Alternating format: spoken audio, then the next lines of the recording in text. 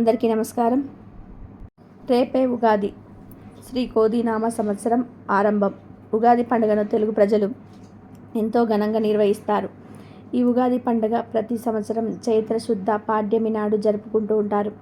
కొత్త యుగానికి ఆది కాబట్టి యుగాది అంటారు. ఉగాది అంటే యుగ ప్లస్ ఆది అంటే ప్రపంచం యొక్క జన్మ ఆయుషులకు మొదటి రోజు అనగా సృష్టి ప్రారంభం సూచిక అని అర్థం.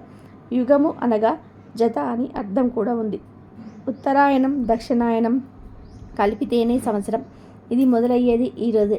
ఉగాది రోజు నుండి తెలుగువారికి నూతన సంవత్సరం మొదలవుతుంది. ఇది తెలుగువారి మొదటి పండుగ. ఉగాది రోజున కొత్తగా పనులు మొదలు పెడతారు.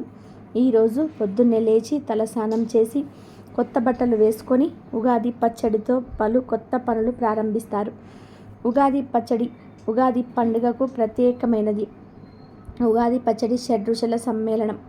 షడ్రుచులు అంటే తీపి, పులుపు, కారము, ఉప్పు, వగరు, చేదు అని 6 రుచులు. ఈ 6 రుచులు కలిపిన ఉగాది పచ్చడి తెలుగువారికి ప్రత్యేకం.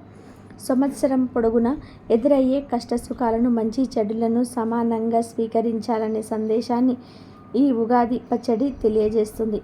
హిందువులకు అత్యంత ఇష్టమైన ఈ ఉగాది పండుగ ముఖ్యంగా తెలంగాణ, ఆంధ్రప్రదేశ్, కర్ణాటక, మహారాష్ట్రాలలో ప్రత్యేకంగా జరుపుకుంటూ ఉంటారు. తెలంగాణ, ఆంధ్రప్రదేశ్ రాష్ట్రాలలో ఉగాదిగా, మహారాష్ట్రలలో గుడి పడవగా పిలుస్తూ ఉంటారు.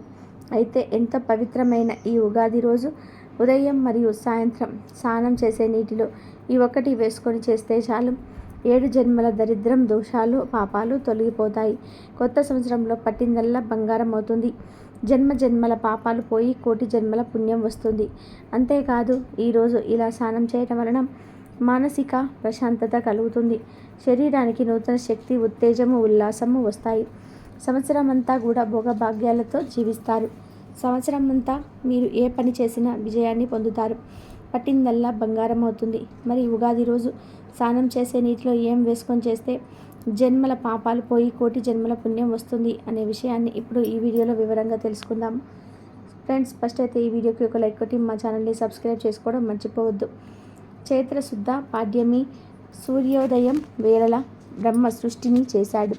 దీనినే మనం ఉగాది పండుగగా జరుపుకుంటున్నాము. పూర్వం ఒకప్పుడు బ్రహ్మదేవుడు నిద్రలేచి సృష్టి కొనసాగించాలని అనుకుంటాడు. కానీ సోమకుడు అనే రాక్షసుడు బ్రహ్మదేవుడి దగ్గర నుండే వేదాలను దొంగలిస్తాడు. వేదాలు లేకుండా సృష్టి చేసే శక్తి బ్రహ్మకు లేదు. ఆ వేదాలను తీసుకొని రాక్షసుడు సముద్ర గర్భంలో దాక్కుంటాడు. అప్పుడు బ్రహ్మదేవుడు శ్రీ మహావిష్ణువును మనసులో ధ్యానించగా విష్ణుమూర్తి ప్రత్యక్షమవుతాడు. అప్పుడు బ్రహ్మ విష్ణుమూర్తితో ఇలా అంటాడు: దేవా, నీకు తెలియనిది ఏమీ లేదు. నీ వల్లే ఈ లోకాలన్నీ కూడా పుట్టి పెరిగి చివరికి నివసిస్తూ ఉన్నాయి. నేను నిద్రపోయే సమయంలో సోమకుడని రాక్షసుడు నా వద్ద వేదాలను అపహరించి మహా సముద్ర గర్భంలో దాక్కున్నాడు. అప్పుడు బ్రహ్మదేవుడు శ్రీ మహావిష్ణువును మనసులో ధ్యానించగా విష్ణుమూర్తి ప్రత్యక్షమవుతాడు. అప్పుడు బ్రహ్మ విష్ణుమూర్తితో ఇలా అంటాడు: దేవా, నీకు తెలియనిది ఏదీ లేదు. నీ వల్లే ఈ లోకాలన్నీ కూడా పుట్టి పెరిగి చివరికి నశిస్తూ ఉన్నాయి. నేను నిద్రపోయే సమయంలో సోమకుడనే రాక్షసుడు నా వద్ద వేదాలను అపహరించి మహాసముద్ర గర్భంలో దాక్కున్నాడు. ఆ వేదాలు నా దగ్గర లేకపోవడం వలన సృష్టి చేయటంలో నాకు ఆటంకం కలిగినది. నన్ను కరుణించి ఆ వేదాలను సంపాదించి నన్ను అనుగ్రహించండి అని బ్రహ్మ ప్రార్థించాడు. అప్పుడు శ్రీహరి బ్రహ్మతో ఇలా అంటాడు: బ్రహ్మదేవ, విచారించకము. నేను మత్స్యావతారంలో వెళ్ళి సముద్రంలో ఎక్కడున్నా సరే ఆ సోమకుని వెతి పట్టుకొని సంహరించి వేదాలను నీకు అప్పగిస్తాను అని మత్స్యావతారం ఎత్తుతాడు. చిరునవ్వు చిన్న చేప రూపంలో సరస్సులోకి ప్రవేశిస్తాడు. కశ్యప మహర్షి సూర్యుడికి అర్ఘ్యం ఇస్తూ ఉండగా ఆయన దోషిల్లోకి చేపపిల్ల వస్తుంది. ఆ చేపపిల్లను వెంటనే ఆయన తన కమండలంలో వేస్తాడు. క్షణాల్లో ఆ చేపపిల్ల కమండలం అంతా కూడా నిండిపోతుంది. దాంతో ఆయన దానిని ఒక బావిలో విడిచిపెడతాడు. క్షణాల్లో దాని ఆకారం పెరిగిపోయి బావి అంతా కూడా ఆక్రమించేస్తుంది. వెంటనే ఆయన దానిని తన మంత్రి శక్తితో సరస్సులోకి పిస్తాడు. ఆ చేపపిల్ల సరస్సు అంతటిని కూడా అలుముకుంటుంది. ఇదంతా కూడా ఆయన చాలా విచిత్రంగా అనిపిస్తుంది. అప్పుడు ఆయన దానిని సముద్రంలో వెతుకుతాడు. అప్పుడు మత్స్య అవతారంలో ఉన్న విష్ణువు కశ్యప మహర్షి ప్రళయం ఉండి కాపాడుతాడని మాట ఇస్తాడు. సముద్రంలోకి విడిచిపెట్టబడిన ఆ చేప తన ఆకారాన్ని మరిన్ని రెట్లు పెంచుతూ నీటి అడుగుకు చేరుకుంటుంది. సోమకాసురుడు దొంగలించిన వేదాలను, ఆహార పదార్థాలను అనుకొని మింగుతాడు. కానీ అతనికి ఆకలి తీరదు. ఆహారం కోసం సముద్రంలో వెతుకుతూ ఉండగా చేప రూపంలో ఉన్న శ్రీహరి కనిపిస్తాడు. ఆ చేపను మింగాలని సోమకుడు అనుకుంటాడు. ఆ విధానంగా శ్రీహరి సోమకుడికి మధ్య భీకర యుద్ధం జరుగుతుంది. ఆ యుద్ధంలో చేప రూపంలో ఉన్న శ్రీహ మహావిష్ణువును కోరలతో సోమకాసురుని పొట్టని చీచి సంహరించి అతని కడుపులో ఉన్న వేదాలను, అలాగే సోమకాసురుణ్ణి శంఖంగా మార్చుకొని దానిని కూడా తీసుకొని బ్రహ్మ దగ్గరకు చేరుకుంటాడు. వేదాలను చూసి బ్రహ్మదేవుడు సంతోషిస్తాడు. అప్పుడు శ్రీ మహావిష్ణువు వేదాలను బ్రహ్మదేవుడికి అప్పగించి, బ్రహ్మదేవ సృష్టిని కొనసాగించు అని చెప్తాడు. దీంతో పురాణాలను పొందిన బ్రహ్మ సృష్టిని తయారు చేయటంలో ప్రారంభిస్తాడు. అలా బ్రహ్మ సృష్టిని చేయటం చైత్రశుద్ధ పాడ్యమి ఉగాది రోజే ప్రారంభిస్తారు. ఉగాది పండుగ రోజు ముఖ్యంగా ఈ వస్తువులను దానం చేయకూడదు అని పండితులు చెప్తున్నారు. ఉగాది పండుగ రోజు ఈ వస్తువులను దానం చేసిన లేదా ఇతరులకు మీ చేతులతో ఇచ్చిన మీకు పట్టే అదృష్టమంతా కూడా వారి చేతులకు వెళ్ళిపోతుంది. ఉగాది రోజు ఇంటి చుట్టాలు వస్తూ ఉంటారు, పోతూ ఉంటారు. అయితే ఉగాది రోజు పొరపాటున నీ బంధువులకు కానీ, ఇంటి చుట్టూ ప్రక్కల వారికి కానీ కత్తి, కత్తెరలు వంటివి ఇవ్వకండి. మీ చేతులతో ఇవ్వకండి. సాధారణంగా బంధువులు ఇంటికి వచ్చేటప్పుడు వంటల్లో హెల్ప్ చేస్తూ ఉంటారు, లేదా ఏదైనా ఫ్రూట్ తినడానికి, లేదా ఏదైనా బహుమతులు ఓపెన్ చేయడానికి కత్తులు, కత్తెరలు అడుగుతూ ఉంటారు. అలాంటి సందర్భంలో వారిని స్వయంగా ఆ వస్తువును తీసుకోమని చెప్పండి. అలా కాకుండా మీరు కానీ, మీ కుటుంబ సభ్యులు కానీ, అంటే పిల్లలు కానీ, భర్త కానీ, మీరు కానీ ఈ వస్తువులను మీ బంధువుల చేతికి ఇస్తే ఇబ్బందులు ఎదురవుతాయి. ఇలా మనకు కొత్త సంవత్సరం ఉగాది పండుగ ఈ సంవత్సరంలో మొదటి పండుగ. అయితే ఈ పండుగ రోజు మీరు మీ బంధువులకు కానీ, ఇంటి చుట్టుప్రక్కల కానీ కత్తి, కత్తెరలు ఇచ్చారు అంటే మీ మధ్య ఉన్న సంబంధం క్షీణిస్తుంది. వచ్చే సంవత్సరానికి వారు మీకు శత్రువులుగా అయ్యే అవకాశం ఉంది. కాబట్టి ఉగాది రోజు ఎట్టి పరిస్థితుల్లో కూడా కత్తి, కత్తెరలను మీ చేతులతో ఇతరులకు ఇవ్వకండి. పదునైన వస్తువులను, ఇనుప వస్తువులను మీ చేతులతో మీరు ఇతరులకు ఇవ్వకండి. ఇస్తే వారు మీకు దూరం అయిపోతారు. వచ్చే సంవత్సరానికి శత్రువులుగా మారిపోతారు. ఇక ఉగాది రోజు ఇతరులకు ఇవ్వకూడని వస్తువు, దానం చేయకూడని వస్తువు చీపురు లక్ష్మీదేవి స్వరూపం. మీ ఇంటిలో ఉన్న చీపురును బయట వారికి, బంధువులకు అస్సలు ఇవ్వకండి. అలాగే మీ ఇంటికి వచ్చిన చుట్టాల చేతి ఇల్లు ఊడవనివ్వకండి. మీ ఇంట్లో బంధువులు ఇల్లు ఊడవటం అంత మంచిది కాదు. ఒకవేళ వారే స్వయంగా చీపురును తీసుకొని ఇల్లు ఊడిస్తే ఏం చేయకండి. కానీ మీరు వారికి చేతులకు చీపురు ఇచ్చి ఊడమని మాత్రం చెప్పకండి. అలాగే పక్కింటి వారు వచ్చి ఒక్కసారి చీపురు ఇవ్వండి 5 నిమిషాల్లో తెచ్చిస్తామని అన్నా కూడా చీపురు ఇవ్వకండి. కొంతమంది పక్కింటి వారు కొత్తగా వచ్చిన వారు చీపురు తెచ్చుకోకుండా ఊడ్చుకొని ఇచ్చేస్తామంటారు. ఇలా సందర్భాలలో కూడా ఎవరికి కూడా చీపురు ఇవ్వవద్దు. అది ఏ చీపురైనా సరే, పుల్లల చీపిరి, కుంచీపిరి, ఇల్లు ఊడ్చే చీపిరి, బయట ఊడ్చే చీపిరి, ఏ చీపిరి అయినా సరే ఇవ్వవద్దు. చీపురును ఉగాది రోజు మీ చేతులతో ఇతరులకు ఇస్తే ఈ కొత్త సంవత్సరం అంతా కూడా కొత్త సమస్యలతో నిండిపోతుంది. ఉగాది రోజు చీపిరిని దానం రూపంలో కూడా ఇవ్వకూడదు.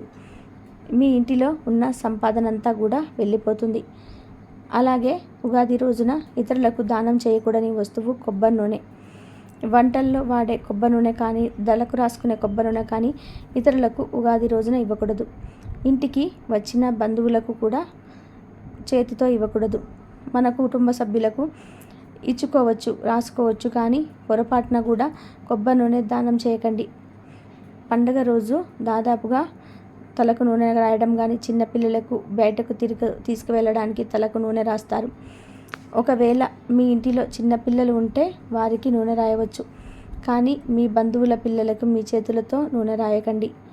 అలాగే మీ బంధువులకు మీ చేతులతో నూనె ఇవ్వకండి. కింద పెట్టిన వారు తీసుకోమని చెప్పండి. ఉగాది రోజున చీపుర్లు, కత్తి, కత్తెరలు, కొబ్బరి నూనె ఎవరికి దానం చేయకండి, ఇతరులకు ఇవ్వకండి. ఈ పొరపాటున ఇచ్చిన ఈ సంవత్సరం అంతా కష్టాలు తప్పవు. అలాగే ఉగాది రోజు విరిగిపోయిన చిరిగిపోయిన పాత వస్తువులు కూడా ఇతరులకు దానం చేయకూడదు. మీకు పనికిరాని వస్తువులు దానం చేయడం వల్ల మీరు ఈ సంవత్సరం ఎన్నో సమస్యలను ఎదుర్కొంటారు.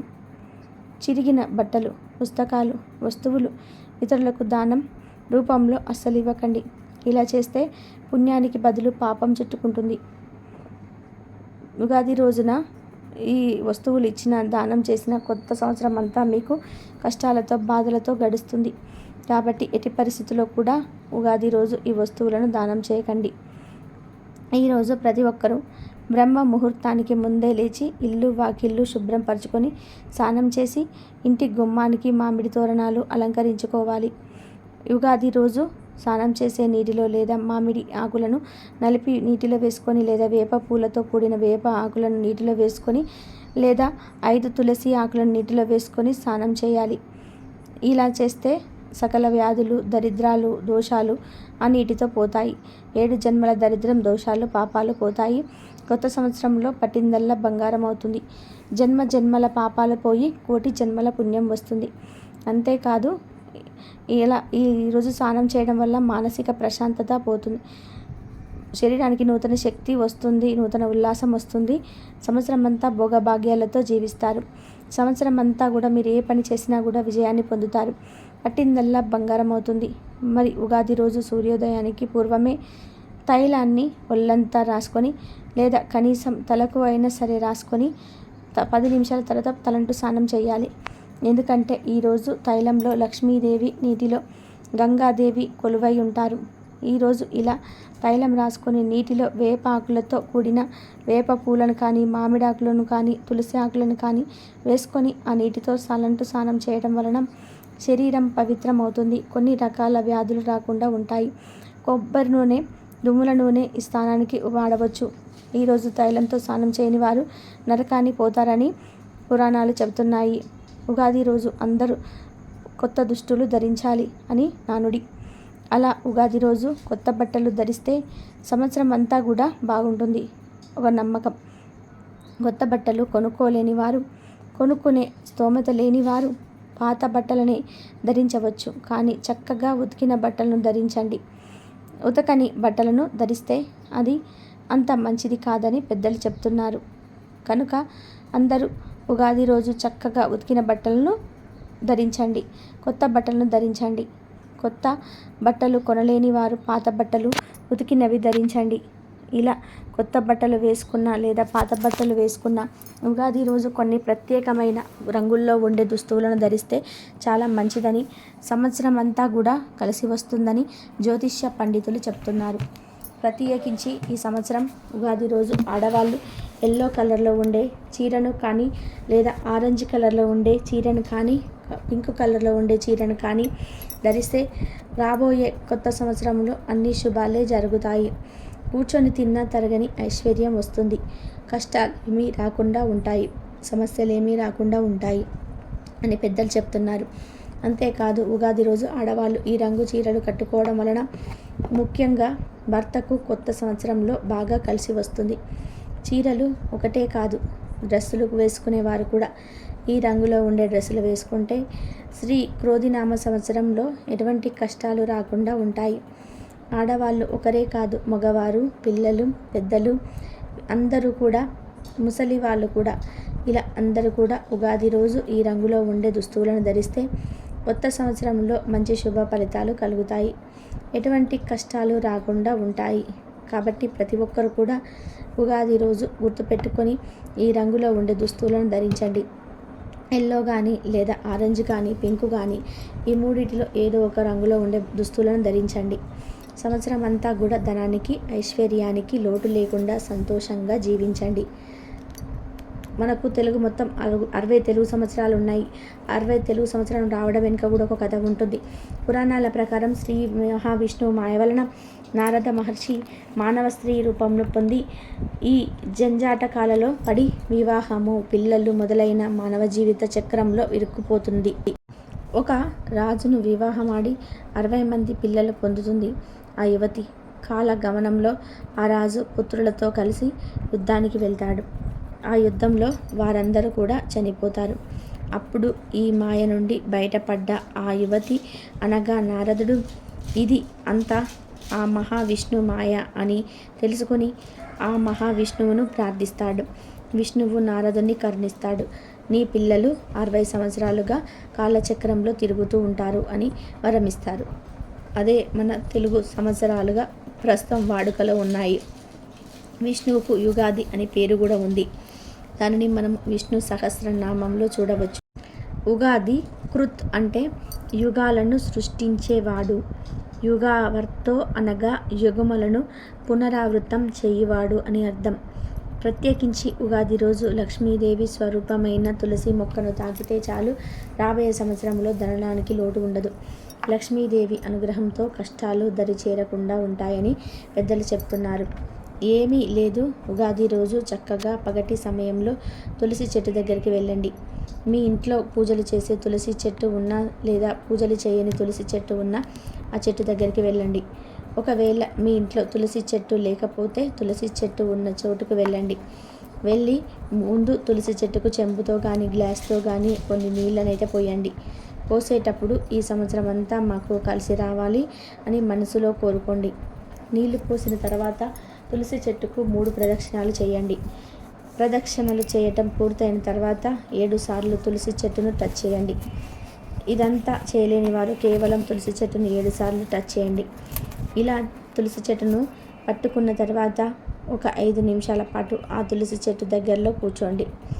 అంటే ఆ తులసి చెట్టు గాలి మీ మీదకు వచ్చే విధంగా కూర్చోండి. చెట్లు కూడా జీవాన్ని కలిగి ఉంటాయి.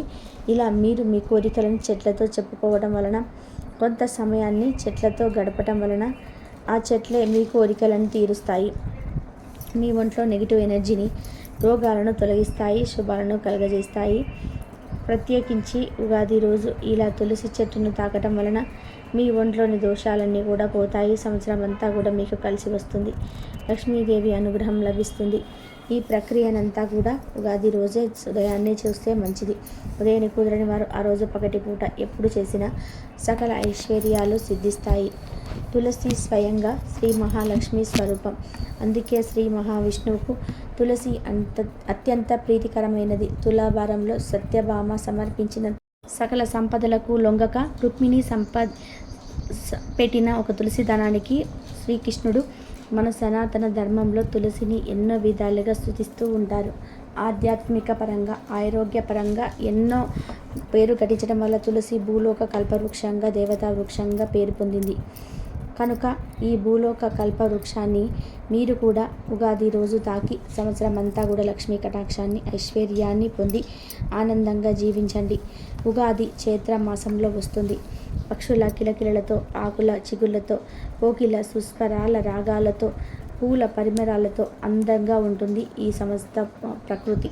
అయితే ఈ ప్రకృతి అందాలను ప్రత్యక్షంగా చూస్తే, తెలిస్తే పరోక్షకరంగా కవి కలంలో, ఉగాది పాటల్లో కనిపిస్తుంది. శిశిర ఋతువులో ఆకులు రాలి ఆ తర్వాత వసంతం వస్తుంది. ఈ సమయంలో ప్రకృతి ఎంతో శోభాయమాయంగా ఉంటుంది. ఈ రోజు నుండి తెలుగు సంవత్సరం ప్రారంభమవుతుంది కాబట్టి తెలుగువారు ఈ పండుగను బాగా జరుపుకుంటూ ఉంటారు. అంతేకాకుండా వసంత ఋతువు కూడా ఈ రోజు నుంచే ప్రారంభమవుతుంది. అందుకే నూతన జీవితానికి నాందిగా ఉగాది పండుగను జరుపుకుంటూ ఉంటారు. శాలివాహనుడు పట్టాభిషిక్తుడైన ఈ రోజు ప్రాశస్త్యంలోకి వచ్చిందని మరో గాథ ఉంది. ఉగాది, యుగాది అనే పదాలు వాడుకలో ఉంటాయి. ఉగ అంటే నక్షత్ర గమనం. నక్షత్రాల గమనానికి ఆది. ఉగాది అంటే సృష్టి ఆరంభమైన దినమే ఉగాది. యుగం అనగా ద్వయం లేదా చెంట అని అర్థం. ఉత్తరాయణ, దక్షిణాయన ద్వయ సంయుత యుగం కాగా ఆ యుగానికి ఆది యుగాదిగా మారింది. ఉగాది శబ్దానికి ప్రతిరూపంగా ఉగాదిగా పొందింది. ఉగాది భావాన్ని తెలిపేది ఉగాది పచ్చడి. షడ్రుచుల సమ్మేళనంగా చేసి ఈ పచ్చడి జీవితంలో జరిగే వివిధ అనుభవాలకు ప్రతీక. జీవితం అన్ని అనుభవములు కలిగినదైతేనే అర్థవంతం అని చెప్పే భావం ఇమిడి ఉంటుంది. పచ్చడిలో ఉండే ఒక్కొక్క పదార్థం ఒక్కొక్క భావానికి, అనుభవానికి ప్రతీక. బెల్లం తీపి ఆనందానికి సంకేతం. ఉప్పు జీవితంలో ఉత్సాహము, రుచికి సంకేతం. వేప పువ్వు చేదు, బాధ కలిగించే అనుభవాలు. చింతపండు పులుపు నేర్పుగా వ్యవహరించవలసిన పరిస్థితులు. పచ్చి మామిడి ముక్కలు ఒగరు కొత్త సవాళ్ళు. కారం సహనం కోల్పోయేట్టు చేసే పరిస్థితులకు సంకేతం. ఇక ఈరోజు ఉగాది పచ్చడి తినే ముందు శతాయుషు వజ్రదేహం దదాత్యయదం సుఖానిచ సర్వరిష్ట వినాశించ నింబ కదలం భక్షణం అనే శ్లోకాన్ని చదవాలి. వేప పూతతో కూడిన ఉగాది పచ్చడిని తినడం వల్ల దేహం వజ్ర సందృశ్యమై సర్వరిష్టాలను తొలగిపోతాయని, నూరేళ్లు సుఖంగా జీవిస్తారని ఈ శ్లోకం అంతరార్థం. ఉగాది పండగ తరతరాల నుండి జరుపుకుంటున్న పండగ. ఈ పండగ రోజు వేప పువ్వు పచ్చడి అంటే ఉగాది పచ్చడిని తప్పకుండా తినాలి. ఇక ఈ ఉగాది సాంప్రదాయంలో మరో ముఖ్యమైన విషయం పంచాంగ శ్రవణం. ఉగాది నాడు అందరూ కలిసి నిష్ఠాతులైన జ్యోతిష్య పండితుల శ్రేష్ఠులను ఆహ్వానించి వారిని సన్మానించే ఒక పవిత్ర ప్రదేశంలో పంచాంగ శ్రవణం చేస్తారు. ఈరోజు అందరూ నూతన సంవత్సరంలోని శుభ అశుభ ఫలితాలను తెలుసుకొని దానికి అనుగుణంగా వారి భావి జీవితాన్ని తీర్చిదిద్దుకునేందుకు అంకురార్పణం చేస్తారు. ఈ పంచాంగ శ్రవణంలోని పంచ అంగాల వల్ల సంపదను, వారంతో ఆయుష్ను, నక్షత్రంతో పాప ప్రక్షాళన, యోగం వలన వ్యాధి నివృత్తి కారణం వల్ల గంగా స్నానం చేసినంత పుణ్య ఫలాన్ని అందిస్తుందని పలువురి విశ్వాసం. ఈ కాలంలో మామిడి కాయలు దండిగా రావడంతో స్త్రీలు ఊరగాయలు పెట్టడం మొదలు పెడతారు. వర్షాకాలం, చలికాలానికి ఉపయోగించుకోవడానికి వెల్లుగా మామిడి పచ్చళ్లను, ఇతర కాయలను ఎండబెట్టి ఊరబెడుతుంటారు. తెలుగు వారిలలో ప్రత్యేకంగా చెప్పుకోవలసినది ఆవకాయ. ఇలా వివిధ విశేషాలకు ఉన్న నాంది ఉగాది, తెలుగువారి ఉగాది. ఇక ఉగాది రోజున ప్రభాదానం అంటే చలివేంద్రాలని పెట్టమన్నాడు పెద్దలు. ఎండలు మొదలయ్యే ఈ సమయంలో చలివేంద్రంతో బాటసారుల దాహార్తిని నింపటమే వారి ఉద్దేశం. చలివేంద్రం స్థాపించే స్తోమత అందరికీ ఉండదు కాబట్టి ఒక నీటి కుండనైనా దానం చేయమని సూచించారు. ఎండలను తట్టుకోవాలి అంటే నీరు ఒకటి ఇస్తే సరిపోదు కదా. అందుకని సూర్యుని తాపాన్ని ఎదుర్కొనేందుకు ఉగాది నాడు చెప్పులు, గొడుగులు కూడా దానం చేయాలని పెద్దల మాట. ఉగాది రోజున కొందరు ధర్మ దానం పేరుతో నీళ్లు నింపిన కలశాన్ని పెద్దలకు అందించాలని చెప్తుంటారు. ఉగాది ప్రత్యేకించి ఏ దైవానిది కాదు కాబట్టి ఈరోజు ఇంతకు ముందెన్నడూ దర్శించని పుణ్యక్షేత్రానికి వెళ్తే మంచిది. ఈరోజు తప్పనిసరిగా గోమాతను పూజించాలి అని పెద్దలు తెలియజేస్తున్నారు. ఉగాది రోజు లేదా ఉగాదిలోపు బియ్యం పిండిలో బెల్లం, కొంచెం నీరు కలిపి గోవుకు ఆహారంగా పెట్టడం వలన మానసిక ప్రశాంతత కలుగుతుంది. అలాగే నానబెట్టిన కందులను గోవుకు ఆహారంగా పెట్టడం వలన మనలో ఉన్న కోపం తగ్గిపోతుంది. ఉగాది రోజున నానబెట్టిన కుసుమ గింజలను గోవుకు ఆహారంగా పెట్టడం వల్ల మనం చేసిన పాపాలు దూరమవుతాయి. నానబెట్టిన శనగలను ఈరోజు గోవుకు ఆహారంగా పెట్టడం వల్ల మనలో ఆధ్యాత్మిక చింతన ఏర్పడుతుంది. రాగి పిండి మరియు బెల్లము కలిపి గోవుకు పెడితే మనకున్న దరిద్రాలు తొలగిపోతాయి. ఉగాది రోజు నానబెట్టిన పెసర్లను ఆవుకు ఆహారంగా పెట్టడం వలన విద్యాభివృద్ధి కలుగుతుంది. ఉగాది రోజు ఉడికించిన ఆలుగడ్డలను గోవుకు ఆహారంగా పెట్టడం వల్ల నరఘోష పోతుంది. అలాగే ఈరోజు ఆవుకు క్యారెట్ ఆహారంగా పెట్టడం వల్ల వ్యాపారం అభివృద్ధి చెందుతుంది. బీట్రూట్, పాలకూరను కలిపి గోవుకు ఆహారంగా పెట్టడం వలన ఐశ్వర్యం కలుగుతుంది. ఉగాది రోజు గోవుకు దోసకాయను ఆహారంగా పెట్టడం వల్ల శత్రువులు మిత్రువులు అవుతారు. టమాటాను ఆహారంగా పెట్టడం వల్ల వివాహ ప్రాప్తి కలుగుతుంది. ఈరోజు గోవుకు వంకాయను ఆహారంగా పెట్టడం వల్ల సంతాన ప్రాప్తి కలుగుతుంది. ఉగాది రోజు గోవుకు అరటిపండును ఆహారంగా పెట్టడం వల్ల ఉన్నత పదవులు కలుగుతాయి. ఈరోజు బెండకాయలు పెట్టడం వల్ల మనోధైర్యం కలుగుతుంది. దొండకాయను ఉగాది రోజు గోవుకు పెట్టడం వల్ల మనోవ్యాధి తొలగిపోతుంది. జొన్న పిండి, బెల్లము కలిపి గోవుకు పెట్టడం వల్ల తెలివితేటలు పెరుగుతాయి. మినపపిండి మరియు బెల్లం కలిపి ఉగాది రోజు గోవుకు పెట్టడం వల్ల ఐశ్వర్యం కలుగుతుంది. గోధుమ పిండి, బెల్లం కలిపి పెట్టడం వల్ల ఉద్యోగ ప్రాప్తి కలుగుతుంది.